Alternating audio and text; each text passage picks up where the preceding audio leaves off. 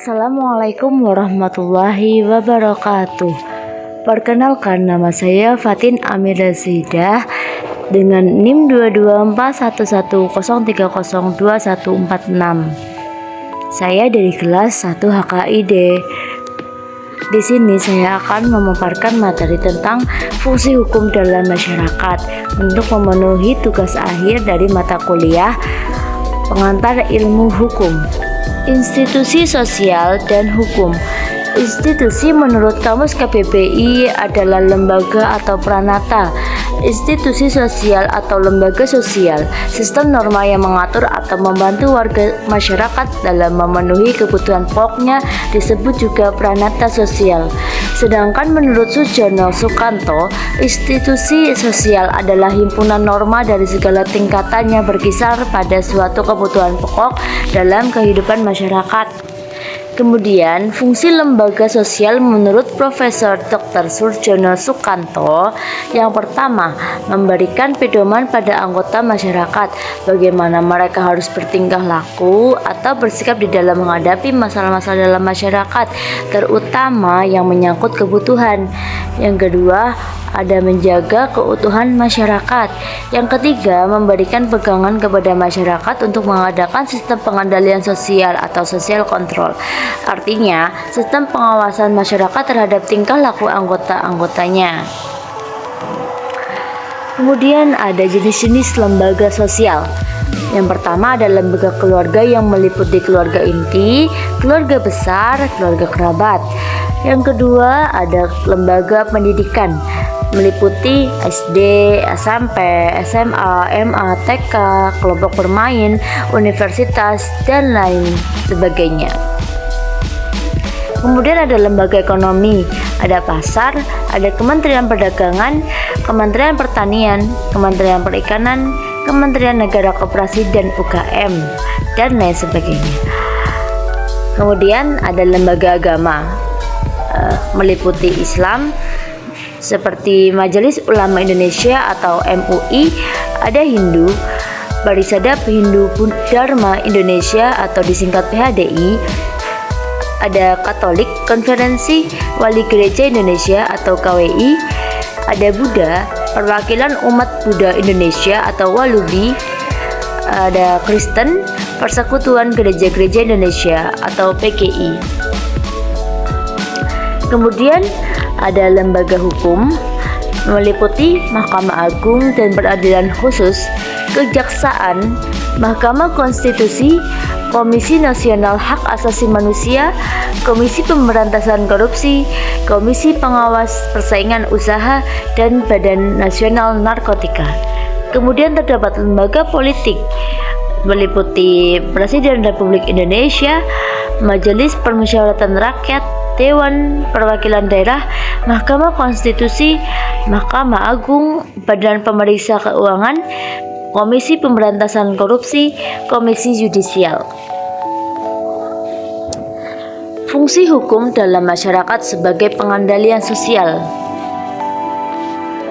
Esensi fungsi hukum sebagai pengendalian sosial atau social control masyarakat adalah di samping terjaminnya stabilitas, yaitu tidak adanya konflik yang mengganggu interaksi dan aktivitas masyarakat dalam memenuhi kebutuhan-kebutuhan sosialnya, juga adanya kepastian hukum yang teganya keadilan bagi masyarakat.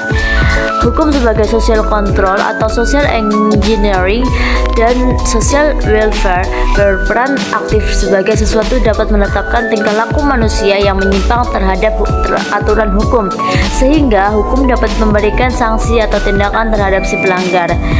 3 cara penyelenggaraan pengendalian sosial, yaitu 1. Bersifat fisik, adalah penggunaan senjata dalam pengendalian sosial di mana memungkinkan atau mengakibatkan luka jasmani.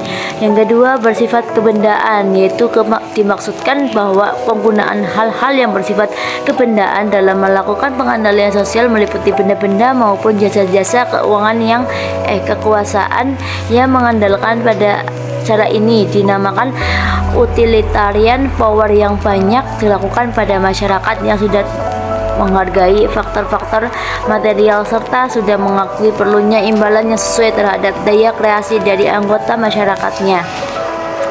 Yang ketiga ada bersifat simbolis, yaitu cara-cara pengendalian sosial yang mengutamakan proses pemberian teladan dalam bentuk norma-norma yang diabstraksikan dari tingkah laku sebagian terbesar dari masyarakatnya. Fungsi integritas hukum. Investigasi dilakukan oleh pengadilan dengan cara memproses masukan atau input yang berasal dari subsistem lain menjadi keluaran output. Fungsi mengintegrasikan yang dilakukan oleh hukum adalah mengkoordinasikan berbagai kepentingannya berjalan sendiri-sendiri, bahkan yang mungkin bertentangan menjadi suatu hubungan yang tertib sehingga menjadi produktif bagi masyarakat tersebut.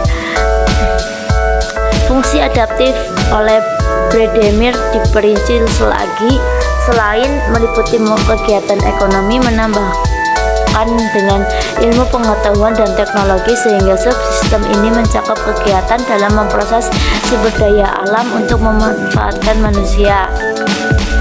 Keluaran atau output dari penyelesaian ini berbentuk penertiban terhadap hubungan-hubungan kepentingan yang tidak serasi, sehingga kepentingan-kepentingan yang bertentangan itu dapat diorganisasi menjadi tertib.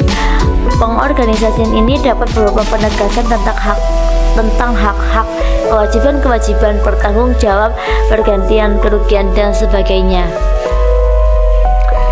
Secara sistematis, fungsi integrasi hukum dalam hal proses pertukaran di antara subsistem menurut Talcott Parsons adalah sebagai berikut.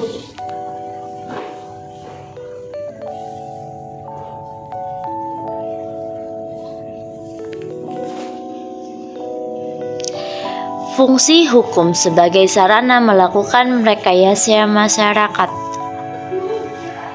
Hukum sebagai rekayasa sosial sangat diperlukan dalam proses perubahan masyarakat yang dimanapun senantiasa terjadi, apalagi dalam kondisi kemajuan yang menurut perlunya perubahan-perubahan yang relatif cepat. Fungsi hukum sebagai rekayasa sosial ini juga sering disebut sebagai a tool of engineering, yang pada prinsipnya merupakan fungsi hukum yang dapat diarahkan untuk merubah pola-pola tertentu dalam suatu masyarakat, baik dalam arti mengokohkan suatu kebiasaan menjadi sesuatu yang lebih diyakini dan lebih ditaati, maupun dalam bentuk perubahan lainnya. Fungsi hukum sebagai rekayasa sosial yang semakin penting dalam era pembangunan adalah sebagai sarana pembangunan masyarakat. Hal ini didasarkan pada anggapan bahwa adanya ketertiban dalam pembangunan merupakan suatu yang dianggap penting dan sangat diperlukan. Operasional. Konsep pemanfaatan hukum sebagai sarana untuk melakukan rekayasa masyarakat melibatkan penggunaan peraturan-peraturan yang dikeluarkan oleh pembuat hukum guna menimbulkan akibat pada peranan yang dilakukan oleh anggota masyarakat dan oleh pejabat. Faktor-faktor yang mempengaruhi usaha memanfaatkan hukum sebagai sarana untuk melakukan rekayasa masyarakat adalah kegiatan pejabat penerap sanksi. Tindakan penerap sanksi merupakan landasan bagi setiap usaha untuk mewujudkan perubahan yang efektif di dalam masyarakat dengan menggunakan hukum sebagai sarana. Untuk tiap pejabat ini terdapat serangkaian tujuan-tujuan untuk kedudukan mereka masing-masing, dan terdapat pula norma-norma yang menentukan sebagaimana mereka harus bertindak. Adanya hukum rekayasa sosial mencerminkan fungsi hukum sebagai sarana pemaksa yang melindungi warga masyarakat dari segala bentuk ancaman serta perbuatan yang membahayakan. Fungsi hukum ini dapat dinamakan dengan fungsi merealisasikan tujuan hukum. Ya, sekian pemaparan materi dari saya, kurang lebihnya mohon maaf. Wallahul muwaffiq ila aqwamit thoriq. Wassalamualaikum warahmatullahi wabarakatuh. Dadah.